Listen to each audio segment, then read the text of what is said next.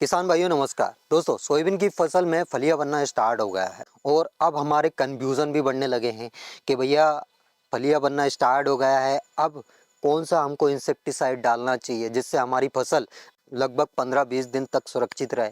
इसके अलावा फंगीसाइड कब डालना चाहिए, कौन सा डालना चाहिए, अगर फलियों में दाना बन रहा है तो उस स्टेज पे कौन सा खाद डालना चाहिए।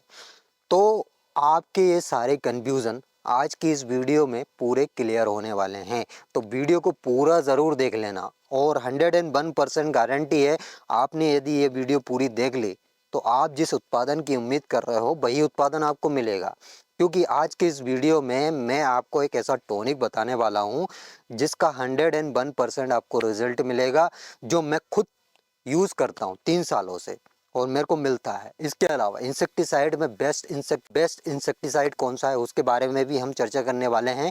फंगीसाइड में आपको कौन सा फंगीसाइड लेना है और किस स्टेज पे लेना है, मतलब किस अवस्था पे लेना है, उसके बारे में भी हम डिटेल में चर्चा करने वाले हैं।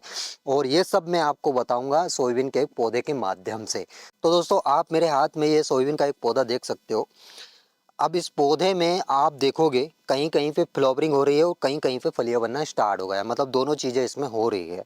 अब एक और चीज़ यहाँ पे देखना, इसकी जो पत्तियाँ हैं वो एकदम सुरक्षित है, कहीं से भी कटी हुई नहीं है, मतलब इसमें अभी कीट नहीं लगे हैं। अब कीट नहीं लगने का एक कारण है, इसमें हमने क्या छिड़काव करा है, क्यों हमारी फसल इतने दिनों तक सुरक्षित है, और सिर्फ हमने इसमें एक ही इंसेक्टिसाइड का छिड़काव करा है और फिर भी अभी इस स्टेज तक ये एकदम सुरक्षित है। देखिए दोस्तों, आप इन पत्तियों को हल्के में मत लेना। मतलब आप यदि सोचते हो कि हल्की फुल्की कट जाए या फिर पूरी पत्ती कट जाए मतलब पौधा सुरक्षित है, तो ऐसा नहीं है। मतलब जो पौधे में जान डाल रहा है वो कौन है? पत्ती। यहाँ से पौधा भोजन बनाने का काम कर रहा है, और जब भोजन बनाने का स्रोत ही खत्म हो जाएगा तो पौधा क्या करेगा? पौधा कमज़ोर हो जाएगा, उसमें फ्लावरिंग कम होगी, और फ्लावरिंग जैसे तैसे हो गई तो उसमें फलियां तो लगेगी लेकिन फलियां पोची रह जाएगी और फिर आपका उत्पादन हो सकता है कम हो जाए। तो इस बात का विशेषकर ध्यान रखना। जब तक फसल पूर्णतः पक नहीं जाती तब तक आपको पत्तियों पे विशेषकर ध्यान रखना है। देखिए, सोयाबीन की फसल में कौन कौन से कीट लगते हैं? हमारे एमपी में गिने चुने 3-4 कीट लगते हैं।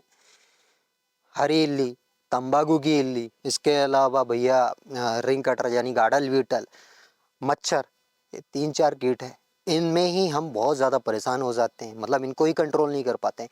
अभी पिछली साल 2023 की यदि बात की जाए तो सिर्फ और सिर्फ 2 दिन में हमारी फसल एकदम ख़त्म हो गई थी, और ये ख़त्म हुई थी सिर्फ और सिर्फ इल्लियों की वजह से। अब इसमें कौन सी इल्ली आई थी? तंबाकू वाली इल्ली। और 2 दिन में इन्होंने अपना गेम कर दिया था। 2 दिन बाद हमने फसल में जाकर देखा तो हमारी फसल में एक भी फलियां नहीं थी। फिर से फली आई लेकिन उतनी मात्रा में नहीं आई जितनी मात्रा में पहले लगी थी। तो इनसे बचने के लिए एक बेस्ट ऑप्शन मैं आपको बताता हूँ भाई। इंसेक्टिसाइड तो मैं आपको बता ही दूंगा, लेकिन आपको रोज़ाना अपने खेतों में जाना है, अर्ली मॉर्निंग मतलब सुबह, और इस टाइप से पौधे को हिलाना है। पौधे को हिलाओगे, यदि उसमें कोई इल्ली है या फिर कोई कीट है तो वो ज़मीन पे गिर जाएगा। उस हिसाब से आपको इंसेक्टिसाइड का छिड़काव करना है। इंसेक्टिसाइड में पहला डोज दिया जाता है रिंग कटर के लिए। जो भी आपने डोज दिया हो, मतलब थायोमेथाक्सान डाला हो या फिर लैम्डा प्लस थायोमेथाक्सान डाला हो या फिर कोरोजन डाला हो या फिर इमामेक्टिन डाला हो, अलग अलग टाइप से हमारे किसान भाई छिड़काव करते हैं। लेकिन अब जो सेकंड डोज दे रहे हो, देखिए एक और चीज़ मैं आपको बता देता हूँ, ज़्यादा हैवी डोज अभी सेकंड डोज में आपको नहीं लेना है। हैवी डोज अभी यदि आप ले लेते हो तो बाद में हो सकता है आपके पास कोई ऑप्शन ना रहे। यदि हैवी डोज स्टार्टिंग में आपने यूज़ कर लिया तो बाद में यदि कोई सी इल्ली आती है या फिर कोई सा कीट का अटैक आता है तो उसमें आपको और भी हैवी डोज लेना पड़ेगा। इसलिए आपको इस बात का भी विशेषकर ध्यान रखना है, हैवी डोज अभी बचा के रखना है, क्योंकि अभी हमारी सोयाबीन की फसल पकने में बहुत ज़्यादा समय चाहिए। लगभग 30 से 40 दिन का समय लगने वाला है। यदि हम अपनी फसल को अभी 15 से 20 दिन तक सुरक्षित कर लेते हैं, फिर भी आपको 25 से 30 दिन के अंतराल में एक और छिड़काव करना पड़ सकता है। इसलिए इस बात का भी विशेष कर ध्यान रखें। एक और चीज़ ध्यान रखना, आपको ज़्यादा दवाइयों का मिश्रण नहीं करना है। काफ़ी बार हमारे किसान भाइयों के कमेंट आते हैं कि सर हमने इन दवाइयों का मिश्रण किया था जो कि हमारी दवाई फेल हो चुकी है। अब फेल होने के सबसे बड़े कारण यही है, हम ज़रूरत से ज़्यादा दवाइयों को मिक्स कर देते हैं और मिक्स करने के बाद जब हम उसका छिड़काव करते हैं तो हमारी कोई सी भी दवाई काम नहीं करती। देखिए, ये केमिकल है भैया। कुछ दवाइयों में ऐसे केमिकल होते हैं जो तुरंत रिएक्शन कर जाते हैं और कुछ दवाइयों में ऐसे केमिकल भी होते हैं जो थोड़ी देर बाद रिएक्शन करते हैं। इसलिए यदि आप मतलब 3-4 दवाइयों का मिश्रण कर रहे हो तो उसमें सबसे पहले आप प्रैक्टिकल कर लीजिए, थोड़ी बहुत दवाई मतलब एक पंप के हिसाब से सबका डोज बनाइए और उसको लगभग 10 से 15 मिनट के लिए रख दीजिए। आपको कोई भी रिएक्शन उसमें नहीं दिख रहा है तो आप अपनी फसल में छिड़काव कर दीजिए। और यदि इसमें रिएक्शन कुछ भी रिएक्शन दिख रहा है तो उसका बिल्कुल भी छिड़काव ना करें। देखिए, फंगीसाइड आप मिक्स कर सकते हो, इंसेक्टिसाइड में फंगीसाइड आप मिक्स कर सकते हो।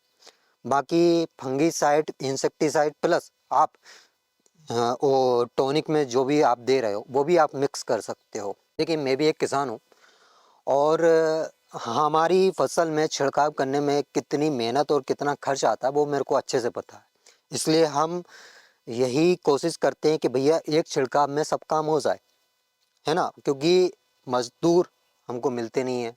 दूसरी चीज़, आप यदि आप ट्रैक्टर वाले पंप से छिड़काव करने की सोच रहे हो तो बिल्कुल ना करें, क्योंकि जो नलकी होती है उससे कहीं ना कहीं हमारा सोयाबीन का जो पौधा है वो टूट जाता है और अब यदि टूटा तो वो फिर से खड़ा नहीं होगा। 25 से 30 दिन की अवस्था ऐसी होती है, उसमें आप कुछ भी कर लो सोयाबीन का पौधा फिर से खड़ा हो जाएगा, लेकिन अब जो अवस्था है उसमें सोयाबीन का पौधा खड़ा नहीं होगा। तो आपको जो पंप होता है 20-25 लीटर वाला इंजन वाला, उसी से छिड़काव करवाना है ताकि हमारी फसल में कम से कम नुकसान हो।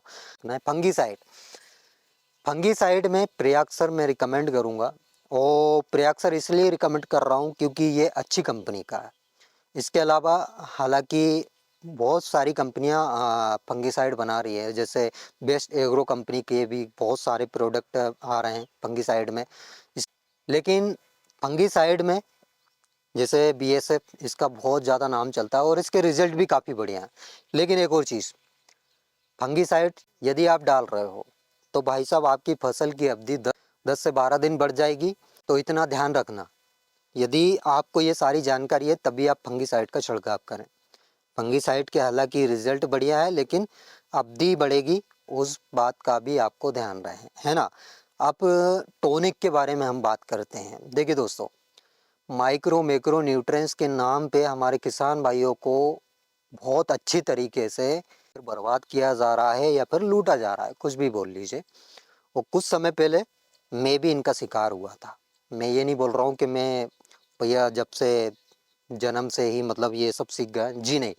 मैं पहले दुकानदारों पे बहुत ज़्यादा विश्वास करता था, लेकिन टॉनिक के नाम पे मैंने देखा कि भैया इसमें कुछ भी नहीं है और उनका रिजल्ट बिल्कुल जीरो के बराबर।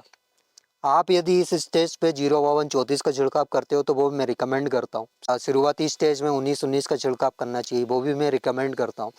और फली में जब दाना बन रहा होता है उस समय 0050 का छिड़काव करना चाहिए, वो भी मैं रिकमेंड करता हूँ।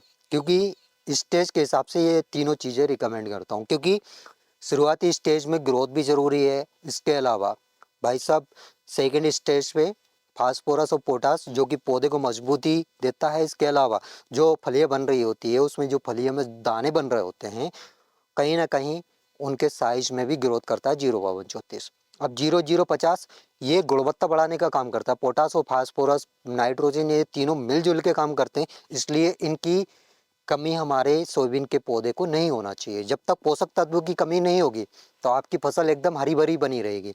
लेकिन इसके अलावा हमारे किसान भाई बहुत सारे टॉनिकों का छिड़काव करते हैं। मैंने देखा है अलग अलग टॉनिकों का छिड़काव करते हैं। कोई सा किसान भाई कोई सा टॉनिक ला रहा है, लेकिन छिड़काव तो कर रहे हो आप, लेकिन उसके यदि रिजल्ट नहीं मिल रहे हैं तो मेरे हिसाब से ये आपका फोकट का खर्च हो रहा है। इससे बढ़िया आप एक काम करिए, 1 लीटर गोमूत्र लीजिए, उसके अलावा 250 ग्राम आप गुड़ ले लीजिए, उसमें आपको प्लस करना है 100 ग्राम यूरिया और 200 ग्राम डीएपी। और एक और चीज़, नीम ऑयल। अगर नीम ऑयल नहीं मिल रहा है तो उसमें आप नीम की पत्ती भी प्लस कर सकते हो। इसको 7-8 दिन के लिए अच्छे से पेड़ के पास रख दीजिए। ये मैंने एक पंप के हिसाब से बताया है आपको। अगर आप 1 एकड़ के हिसाब से बनाते हो, 1 एकड़ में कितने पंप लगते? ज़्यादा से ज़्यादा 5-6 पंप। तो 6 लीटर का आपका ये घोल तैयार होगा। अब 6 लीटर का घोल तैयार कर लीजिए और उसको पेड़ के साइड में अच्छा सा गड्ढा खोद के रख दीजिए। और गड्ढा खोद के रखोगे तो उसको अच्छे से कपड़ा से पैक करके रखना। ऐसा नहीं कि धूप उसमें जा रही, जी नहीं, कपड़ा से पैक करिए और उसको रख दीजिए। 7-8 दिन बाद आप देखोगे आपका एक बहुत बढ़िया टॉनिक तैयार हो जाता है। गौमूत्र इसमें सभी पोषक तत्व हैं, मतलब ये एक प्रकार का पोषक तत्वों का खजाना है। इसके बारे में हमको जानकारी नहीं है, लेकिन गौमूत्र में बहुत कुछ है। आज से पहले हमने यदि गौमूत्र को एकत्रित नहीं किया है तो आज से करने लगिए। आपके पास यदि देसी गाय है तो उसका मूत्र झेलिए और जितना हो सके उतना स्टोर कर लीजिए। मतलब आप यदि ये सब करते हो तो जो केमिकल आप यूज़ कर रहे हो अपनी फसलों में, अपनी खेती में, वो करना भूल जाओगे। और इनके रिजल्ट भी बहुत गजब के हैं और कहीं ना कहीं ये हमारी हेल्थ पे भी इफ़ेक्ट कर रहे हैं ना। तो ये सारी चीज़ें हैं, इसके बारे में मैं डिटेल में समझाऊंगा आपको। बाकी आपको अभी सोयाबीन की फसल में इतना ही करना है। बाकी एक चीज़ और ध्यान रखना कि यदि आपके खेत में नमी है, पर्याप्त नमी है, तभी कोई छिड़काव करें, अदरवाइज छिड़काव ना करें। तो हमारी कोशिश सिर्फ और सिर्फ यही रहती है कि भैया हमारे किसान भाइयों को कम खर्च में ज़्यादा मुनाफा हो, और इसमें हम हर संभव प्रयास करते हैं। जो भी चीज़ें बनती है उसके बारे में हम बताते हैं, प्रैक्टिकली जो हम करते हैं उनके बारे में हम बताते हैं। तो आई होप दोस्तों आपको मेरे द्वारा दी गई जानकारी समझ आई होगी, वीडियो पसंद आई होगी। वीडियो अगर अच्छी लगी हो तो एक लाइक ज़रूर कर देना। और जो किसान भाई चैनल पे पहली बार आए हैं, अभी तक चैनल को यदि सब्सक्राइब नहीं किया है तो सबसे पहला काम चैनल को सब्सक्राइब कर लीजिए। साइड में जो बेल आइकन है घंटा, उसको दबा लें ताकि वीडियो की नोटिफिकेशन आपको तुरंत मिल सके और तुरंत आपके पास सोयाबीन से रिलेटेड जानकारी पहुंच सके। तो आज के लिए इतना ही काफ़ी है। मिलते हैं नेक्स्ट वीडियो में नेक्स्ट टॉपिक के साथ। तब तक के लिए tata, bye bye, take care, अपना ख्याल रखिएगा। जय राम जी की।